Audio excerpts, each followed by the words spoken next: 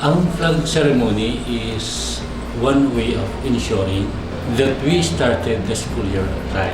Ito rin ang nagpapakita na talagang ready na ang mga bata at ang mga teachers sa school year nito. Kaya tayo ay talagang magpapasalamat na ready na nga tayo sa pagsisimula ng ating bagong school year 2024 and 2025. Kaya congratulations sa ating lahat.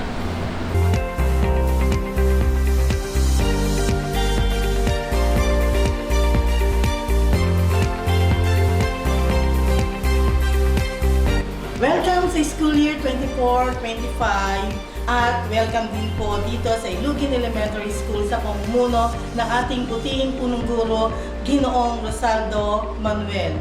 Na kung saan ay mapatutunayan na ang ating mga mag-aaral ay handang-handa na rin dahil nakita ko po na handa na rin po ang kanilang mga silid-aralan sa pangunguna ng kanilang mga guro.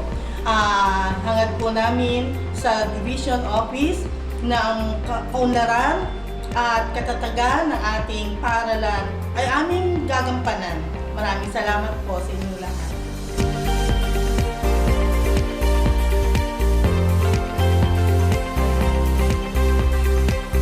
Ang Ilugin Elementary School ay patuloy tumatanggap ng mga late enrollees, although sila ay walang requirements, tinatanggap pa rin namin. And then, tumipirma sila sa memorandum of agreement kung kailan nila ibibigay ang kanilang documents na kailangan ng bawat teacher.